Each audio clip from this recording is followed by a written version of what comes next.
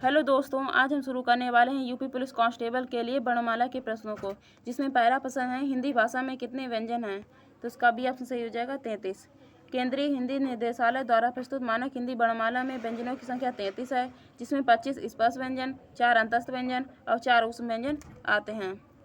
प्रश्न संख्या 2, हिंदी भाषा में कुल व्यंजन हैं। तो इसका बी ऑप्शन सही हो जाएगा 33।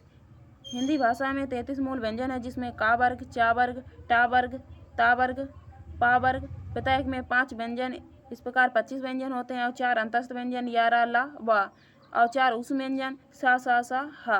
इस प्रकार कुल 33 मूल व्यंजन हैं। इसके अतिरिक्त 2 उच्छिष्ट व्यंजन भी होते हैं, डा और ढा, तथा 4 संयुक्त व्यंजन होते हैं, छत्रा, ज्ञा और श्या। प्रश्न संख्या 3, हिंदी वर्णमाला में व्यंजनों की संख्या है। तो इसका सी ऑप्शन सही हो जाएगा 33। 25 स्पर्श व्यंजन होते हैं का से पा वर्ग तक, 4 अंतस्थ व्यंजन होते हैं या रा ला वा और 4 उष्म व्यंजन होते हैं सा हा। अंतस्थ व्यंजनों को अर्धस्वर भी कहा जाता है। प्रश्न संख्या 4, वर्णमाला में स्पर्श व्यंजनों की संख्या कितनी है। तो इसका ये ऑप्शन सही हो जाएगा 25। का वर्ग को कंठ्य ध्वनियाँ कहते हैं, चा वर्ग को तालव्य ध्वनियाँ और टा वर्ग को मूर्धन्य ध्वनियाँ और ता वर्ग को दंत्य ध्वनियाँ और पा वर्ग को ओष्ठ्य ध्वनियाँ कहते हैं। इस प्रकार प्रत्येक वर्ग में 5 व्यंजन होते हैं। इस प्रकार स्पर्श व्यंजनों की संख्या 25 होती है। प्रश्न संख्या 5, भाषा की सार्थक लघुत्तम इकाई किसे माना जाता है। तो इसका भी ऑप्शन सही हो जाएगा वर्ण। भाषा की सबसे छोटी इकाई है। तो इसका सी ऑप्शन सही हो जाएगा वर्ण। भाषा की सबसे छोटी इकाई को वर्ण कहते हैं। वर्ण उस मूल ध्वनि को कहते हैं जिसका खंडन नहीं हो सकता है। वस्तुतः वर्ण बस छोटी से छोटी ध्वनि है जो कर्ण या कान का विषय है और जिसके टुकड़े नहीं किए जा सकते। प्रश्न संख्या 7, निम्नलिखित में कौन सा, यहाँ पर ये क्वेश्चन गलत पूछा गया था। यहाँ पर होगा कि तालव्य नहीं है। तो इसका ये वाला ऑप्शन सही हो जाएगा का तालव्य वर्ण नहीं है। यह कंठ्य के अंतर्गत आता है। का अल्पप्राण वर्ण भी है। वस्तुतः स्पर्श व्यंजनों में का वर्ग कंठ्य वर्ग तथा चा वर्ग तालव्य वर्ण होते हैं। प्रश्न संख्या 8, हिंदी भाषा में कितने स्वर हैं। तो इसका भी ऑप्शन सही हो जाएगा 11। केंद्रीय हिंदी निर्देशालय द्वारा मानक हिंदी वर्णमाला में स्वरों की संख्या मूलतः 11 है, जिसमें छुटा बड़ा, छुटी बड़ी, छुटऊ बड़ऊ, ऋण ए ओ औ। इसके अतिरिक्त अनुसार तथा विसर्ग आह एवं अनुनासिक चंद्रबिंदु भी है, लेकिन इन्हें मूल स्वर नहीं, इन्हें अयोग्य माना जाता है। प्रश्न संख्या 9, हिंदी वर्णमाला में वर्ण हैं। तो उसका भी ऑप्शन सही हो जाएगा 52। हिंदी वर्णमाला में वर्णों की संख्या मूलतः 52 है, जिसमें 11 मूल स्वर, 2 अयोग्य और मूल व्यंजन 33। संयुक्त व्यंजन 4 होते हैं, छात्रा, ज्ञा और श्रा। इसके अतिरिक्त 2 उच्छिष्ट व्यंजन भी होते हैं, डा और ढा। प्रश्न संख्या 10, वर्ण के प्रकार होते हैं। तो उसका बी ऑप्शन सही हो जाएगा स्वर, व्यंजन और अयोग्य। वर्ण भाषा की सबसे छोटी इकाई है। वर्णों को स्वर, व्यंजन व अयोग्य के रूप में जाना जाता है। इसके तथा इनके व्यवस्थित क्रम को वर्णमाला कहते हैं। प्रश्न संख्या 11, व्यंजन और स्वर के संयुक्त रूप को क्या कहते हैं। तो इसका सी ऑप्शन सही हो जाएगा अक्षर। व्यंजन और स्वर के संयुक्त रूप को अक्षर या जिनका क्षरण न हो सके।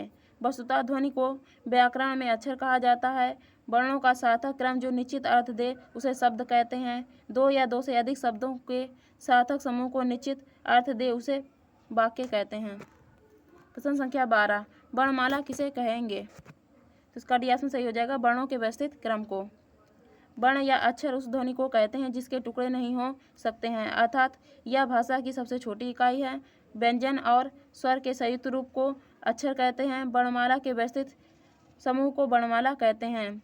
हिंदी के लिए प्रयुक्त देवनागरी लिपि में कुल 52 वर्ण हैं, जिसमें 11 स्वर, 2 अयोग्य, 33 व्यंजन, 2 द्विगुण व्यंजन और 4 संयुक्त व्यंजन आते हैं। प्रश्न संख्या 13, वर्णों के समुदाय को क्या कहते हैं। तो इसका ये ऑप्शन सही हो जाएगा वर्णमाला। वर्णों के समुदाय को वर्णमाला कहते हैं। वर्ण हमारी उच्चारित भाषा या वाणी की सबसे छोटी इकाई है। इन्हीं इकाइयों को मिलाकर शब्द समूह और वाक्यों की रचना होती है। प्रश्न संख्या 14, हिंदी में ध्वनियाँ कितने प्रकार की होती हैं। तो उसका ये ऑप्शन सही हो जाएगा 2। हिंदी में ध्वनियाँ 2 प्रकार की होती हैं, स्वर एवं व्यंजन। स्वर वे हैं जो बिना किसी अन्य की सहायता से उच्चारित हो सकते हैं। व्यंजन वे हैं जिनका उच्चारण स्वरों की सहायता से हो सकता है। प्रश्न संख्या 15, एक से अधिक वर्णों के मेल को कहते हैं। तो इसका ए ऑप्शन सही हो जाएगा अक्षर। एक से अधिक वर्णों के मेल को अक्षर कहते हैं। एक से अधिक वर्णों के मेल को व्यंजन कहते हैं। वस्तुतः स्वतंत्र वर्णों को स्वर तथा स्वरों पर आश्रित वर्णों को व्यंजन कहा जाता है। व्यंजन एक से अधिक वर्णों से बना होता है, जैसे का, खा, पा, मा इत्यादि। प्रश्न संख्या 16, लिपि चिन्हों के क्रमबद्ध समूह को क्या कहते हैं। तो इसका डी ऑप्शन सही हो जाएगा वर्णमाला। लिपि चिन्हों के क्रमबद्ध समूह को वर्णमाला कहा जाता है। अक्षर उस ध्वनि को कहते हैं जिसका क्षरण ना हो सके, अर्थात जिसके टुकड़े ना हो सकें। वर्ण भाषा की सबसे छोटी इकाई को कहते हैं। वर्णों के समूह या समुदाय को वर्णमाला कहते हैं। प्रश्न संख्या 17, जिनका उच्चारण स्वतंत्रता से होता है और जो व्यंजन के उच्चारण में सहायक होते हैं उसे कहते हैं। तो उसका भी ऑप्शन सही हो जाएगा स्वर।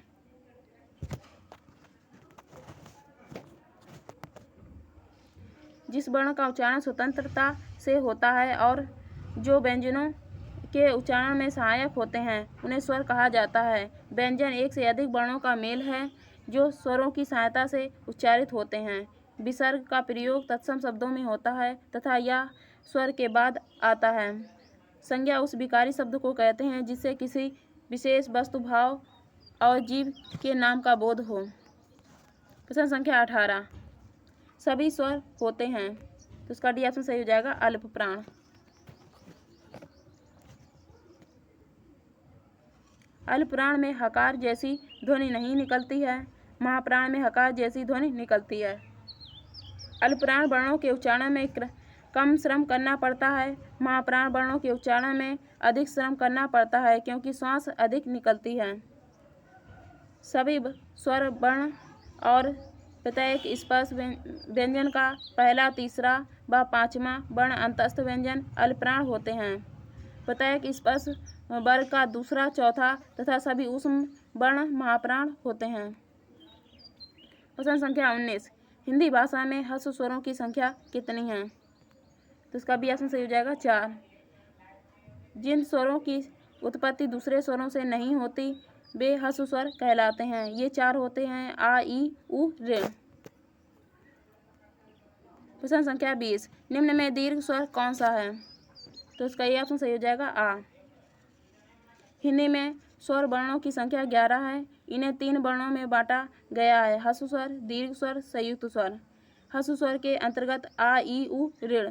दीर्घ स्वर के अंतर्गत बड़ा आ, बड़ी ई, बड़ा ऊ तथा संयुक्त स्वर के अंतर्गत ए, ऐ, ओ एवं औ आते हैं। प्रश्न संख्या 21, निम्न में दीर्घ स्वर है। तो उसका बी ऑप्शन सही हो जाएगा ई। बड़ा आ, बड़ी ई और बड़ा ऊ दीर्घ स्वर हैं और आ, ई, उ, ऋ ह्रस्व स्वर हैं। ए, ऐ, ओ और संयुक्त स्वर हैं। प्रश्न संख्या 22, निम्नलिखित में से कौन सा मूल दीर्घ स्वर नहीं है। तो इसका डी ऑप्शन सही हो जाएगा ओ। स्वर उन वर्णों को कहा जाता है जिनका उच्चारण बिना किसी अवरोध के होता है। आ, ई, उ, ऋ ह्रस्व स्वर, बड़ा आ, बड़ी ई, बड़ा ऊ दीर्घ स्वर और ए, ऐ, ओ और संयुक्त स्वर हैं। प्रश्न संख्या 23, प्लुप्त स्वर कौन सा है। तो इसका ये ऑप्शन सही हो जाएगा ओम। ओम प्लुप्त स्वर है, शेष त्रुटिपूर्ण है। जिस स्वर के उच्चारण में ह्रस्व का तिगुना समय लगे उसे प्लुप्त कहते हैं। इसका कोई चिह्न नहीं होता है, इसके लिए 3 का अंक लगाया जाता है। हिंदी में सामान्यतः प्लुप्त का प्रयोग नहीं होता। वैदिक भाषा में एवं नाटक आदि का संवाद लिखते समय पुकारने के संदर्भ में इसका प्रयोग होता है। प्रश्न संख्या 24, जिस स्वर के उच्चारण में दीर्घ स्वर से भी अधिक समय लगता है। इसका डी ऑप्शन सही हो जाएगा प्लुप्त।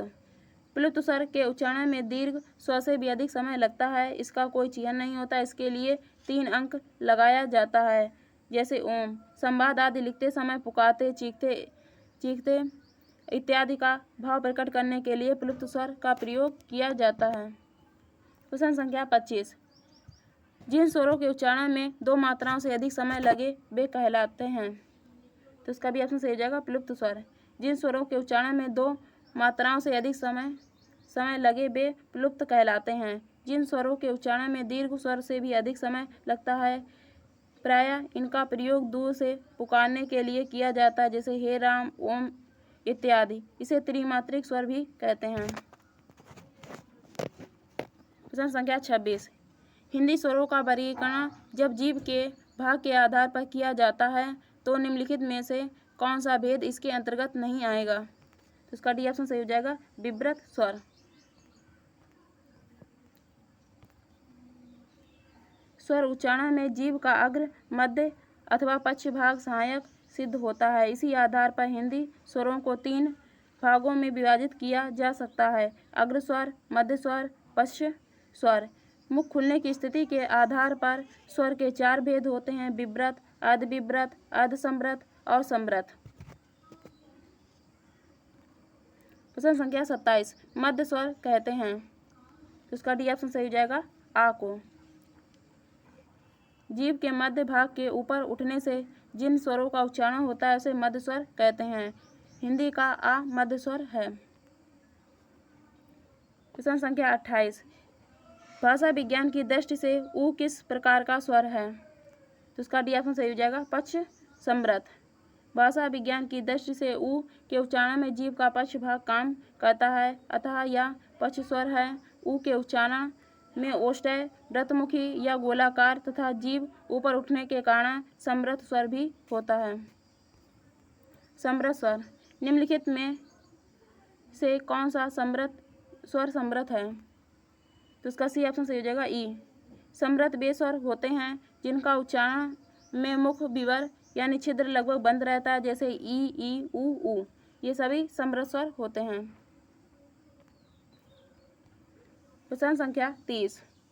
अर्धविव्रत स्वर है। तो इसका बी ऑप्शन सही हो जाएगा ए अर्धविव्रत स्वर है। जिन स्वरों के उच्चारण में जीभ अर्धसंवृत से भी कम उठती है वे अर्धविव्रत कहलाते हैं। ये हैं ए और ओ। प्रश्न संख्या 31। निम्नलिखित में से कौन सा संयुक्त स्वर नहीं है? तो इसका सी ऑप्शन सही हो जाएगा ऊ। संयुक्त स्वर नहीं है, जबकि ए तथा ओ संयुक्त स्वर हैं। जिन स्वरों का निर्माण 2 स्वरों से होता है उन्हें संयुक्त स्वर कहते हैं, जैसे ए, ओ, औ। ये हमारे संयुक्त स्वर होते हैं। प्रश्न संख्या 32। निम्नलिखित में से कौन सा स्वर कंठ तालव्य है? तो इसका डी ऑप्शन सही हो जाएगा ए स्वर कंठ तालव्य हैं। आ कंठ हैं। ई और ई तालव्य और ओ औ स्वर कंठोस्थ हैं। प्रश्न संख्या 33। ए और ए का उच्चारण स्थान है। तो इसका सी ऑप्शन सही हो जाएगा कंठ तालव्य। ए और ए का उच्चारण स्थान कंठ तालव्य है। वर्णों का उच्चारण स्थान। तालव्य के अंतर्गत ई और चा वर्ग या तथा सा आते हैं। मूर्धन्य के अंतर्गत ऋण, टा वर्ग, रा और शा आते हैं। दंतय के अंतर्गत ता वर्ग, ला और शा आते हैं। ओष्ठ्य वर्ग के अंतर्गत ऊ और ऊ तथा पा वर्ग आते हैं। कंठ तालव्य के अंतर्गत ए और ऐ आते हैं। कंठोष्ठ के अंतर्गत ओ और दंतोष्ठ्य के अंतर्गत बा आता है। प्रश्न संख्या 34। निम्नलिखित में से कौन से शब्द में अनुनासिकता है? तो इसका सी ऑप्शन सही हो जाएगा संभालना। संभालना शब्द में अनुनासिकता का प्रयोग हुआ है। जिन शब्दों के उच्चारण में श्वास का निकास मुंह एवं नाक दोनों से होता है उन शब्दों को अनुनासिक शब्द कहा जाता है। प्रश्न संख्या 35। अनुनासिक स्वर वाला शब्द है। तो इसका सी ऑप्शन सही हो जाएगा पाँव। जिन स्वरों को बोलते समय मुंह और नाक दोनों का प्रयोग किया जाता है उन्हें अनुनासिक स्वर कहते हैं। इन स्वरों को लिखते समय अनुनासिकता यानी चंद्र बिंदु का प्रयोग किया जाता है, जबकि अनुस्वार स्वर के बाद आने व्यंजन है तथा इसे लिखते समय अनुस्वार यानी बिंदी योग इसका प्रयोग किया जाता है। उपयुक्त में पाँव अनुनासिक स्वर वाला शब्द है, जबकि मंजन, अंजन व हिंदी अनुस्वार युक्त शब्द के उदाहरण हैं। प्रश्न संख्या 36, कौन से शब्द में अनुनासिकता है? तो इसका सी ऑप्शन सही हो जाएगा, कंटीला। अनुनासिकता चंद्रबिंदु स्वरों का उच्चारण स्थान नाक और मुख की सहायता से होता है तथा इनके उच्चारण में लघुता रहती है, जैसे आंगन, गांव, माँ इत्यादि। कंगन शब्द में अनुस्वार का प्रयोग किया गया है। अनुस्वार स्वर के बाद आने वाला व्यंजन है जिसकी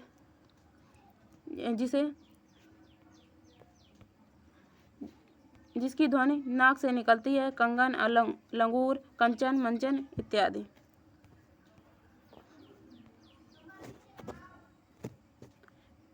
प्रश्न संख्या 37, स्वरों के उच्चारण में लगने वाले समय को कहते हैं।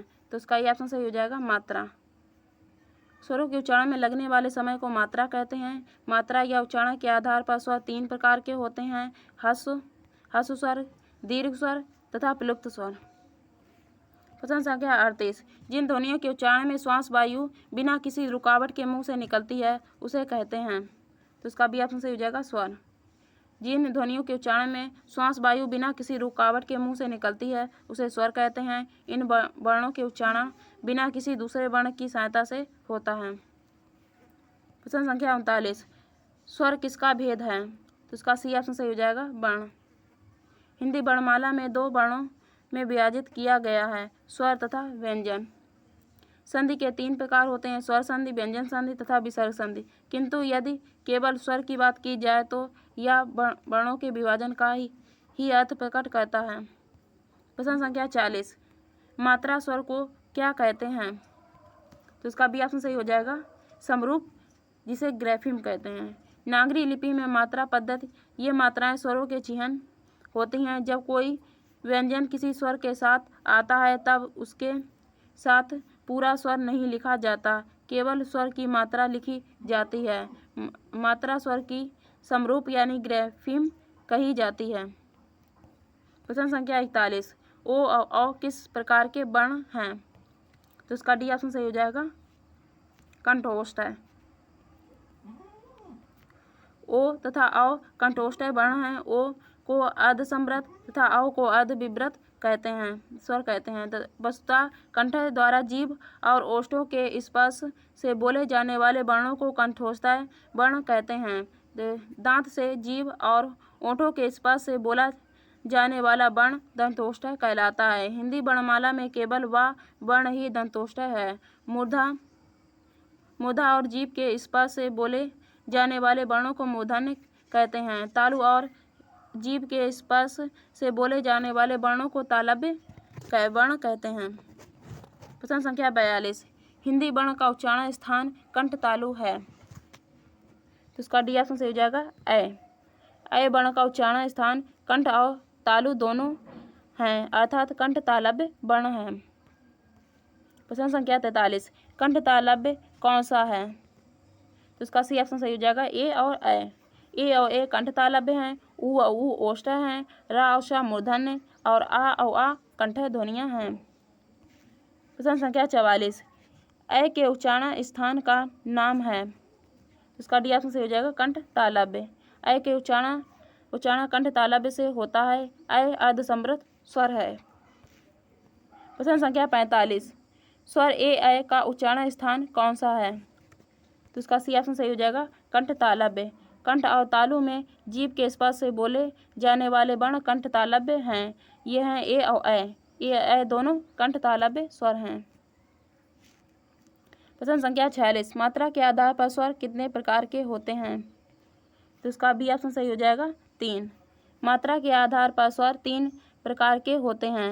ह्रस्व स्वर में आ ई उ ऋण आते हैं और दीर्घ स्वर में बड़ा आ बड़ी ई बड़ा ऊ ए ऐ ओ औ और प्लुप्त स्वर में ओम आता है।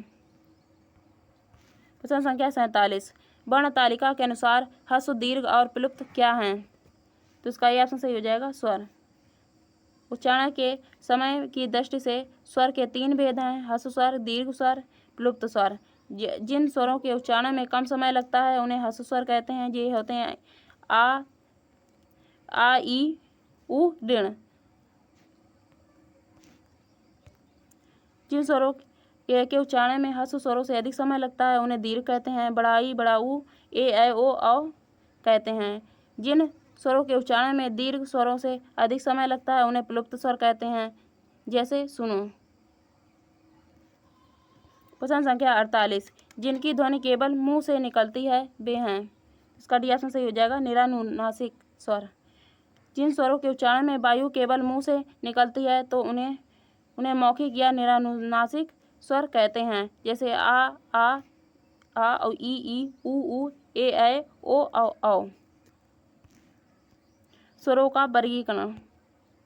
मात्रा के आधार पर, जीभ के आधार पर, वायु का नाक और मुंह के रास्ते निकलने के आधार पर, ओष्ठ की स्थिति के आधार पर। मात्रा के आधार पर ह्रस्व स्वर में आता है आ ई ऊ और दीर्घ स्वर में आता है आ ई ऊ ए ओ औ। जीभ के भाग के आधार पर अग्र स्वर होते हैं। अग्र स्वर में ई ए आते हैं। मध्य स्वर में आ आता है और पश्च स्वर में ऊ ए ओ औ आ आते हैं। वायु का नाक और मुंह के रास्ते निकलने के आधार पर निरानुनासिक यानी वायु का केवल मुंह से निकलना, उसमें आ आता है, बड़ा आ ई ऊ ए ओ और औ आता है। और ओष्ठों की स्थिति के आधार पर व्रतमुखी में ऊ आता है और ऊ आता है, ओ और औ आता है। निरानुनासिक यानी वायु मुख व नाक दोनों से निकलने पर आ आता है। इसमें आ आता है, ई ऊ ए ओ औ आता है। और आ व्रतमुखी में आ आता है छोटा, बड़ा आता है, छुटी आती है, बड़ी आती है, ए आता है और ए आता है। इनमें आ के अनुनासिक रूप का प्रयोग हिंदी में नहीं होता है। प्रश्न संख्या 49। स्वर ध्वनि के प्रकार हैं। तो इसका डी ऑप्शन सही हो जाएगा उपयुक्त तीनों। इसमें दीर्घ भी होता है, प्लुप्त भी और ह्रस्व भी। स्वर के 3 भेद होते हैं, ह्रस्व स्वर, दीर्घ स्वर और प्लुप्त स्वर। प्रश्न संख्या 50। हिंदी की अग्र वृत्ताकार समृद्ध स्वर ध्वनि है। तो इसका बी ऑप्शन सही हो जाएगा ई। हिंदी भाषा में अग्र आवृत्ताकार समृद्ध स्वर ध्वनि ई है। जीभ के आधार पर स्वरों का वर्गीकरण। समृद्ध स्वर में ई और ई ये अग्र समृद्ध स्वर हैं। अर्ध समृद्ध स्वर में ए आता है जिसे अग्र समृद्ध स्वर कहते हैं। अर्ध विव्रत में ए आता है और विव्रत में आ आता है। समृद्ध स्वर में ऊ और ऊ ये पक्ष समृद्ध में आते हैं। ओ पक्ष अर्ध समृद्ध स्वर है और आ मध्य अर्ध विव्रत स्वर है। ओ और आ पक्ष अर्ध विव्रत स्वर हैं। प्रश्न संख्या 51। इनमें से कौन सा एक स्वर नहीं है। तो इसका सी ऑप्शन सही हो जाएगा रा। उच्चारण स्थान की दृष्टि से हिंदी के आ और आ स्वर हैं। तो इसका डी ऑप्शन सही हो जाएगा कंठ है। आ और आ उच्चारण की दृष्टि से कंठ वर्ण है। हा को सगोष भी है, सगोष ऊष्म भी है, महाप्राण व निरानुनासिक व्यंजन वर्ण है। आ मध्य स्वर है और तो आ पश्च स्वर है। तालव्य वर्णों में चा वर्ग आता है, ई आता है, या और शा आते हैं। मूर्धन्य में टा वर्ग आता है, ऋषि का जैसे ऋषि आता है, रा आता है और शा आते हैं। ओष्ठ्य में पा वर्ग आता है, ऊ और ऊ आते हैं। प्रश्न संख्या 53। घा का उच्चारण स्थान कौन सा है। तो उसका बी ऑप्शन सही हो जाएगा कंठ है। प्रश्न संख्या 54। निम्न में कंठ वर्ण कौन सा है। तो इसका बी ऑप्शन सही हो जाएगा आ। जिन वर्णों का उच्चारण कंठ से होता है उन्हें कंठ वर्ण कहते हैं। इसमें का, खा, गा, घा, ड़ा और आ और ऊ ओष्ठ्य वर्ण है और ई तालव्य वर्ण है। प्रश्न संख्या 55। निम्न में कंठ वर्ण है। इसका भी ऑप्शन सही हो जाएगा बड़ा आ, हा, विसर्ग। प्रश्न संख्या 56। निम्नलिखित में कंठ ध्वनियाँ कौन सी हैं। तो इसका ये ऑप्शन सही हो जाएगा का और खा। कंठ और निचले जीभ के स्पर्श से बोले जाने वाले वर्ण कंठ कहलाते हैं। इस प्रकार की ध्वनियों को कंठ ध्वनियाँ कहते हैं। इसके अंतर्गत छुटा, बड़ा और का वर्ग, हा और विसर्ग आते हैं। प्रश्न संख्या 57, निम्नलिखित में से हिंदी की कंठ ध्वनि है, तो इसका डी ऑप्शन सही हो जाएगा हा। हा कंठ ध्वनि है। कंठ ध्वनि के अंतर्गत का वर्ग, छोटा, बड़ा तथा हा आते हैं। ई तालव्य है, ता दंत है और फा ओष्ठ्य वर्ण है। प्रश्न संख्या 58, चा, छा, जा, झा, वा का उच्चारण होता है, तो इसका सी ऑप्शन सही हो जाएगा तालु से। ता वर्ग का उच्चारण स्थान दंत है और पा वर्ग का उच्चारण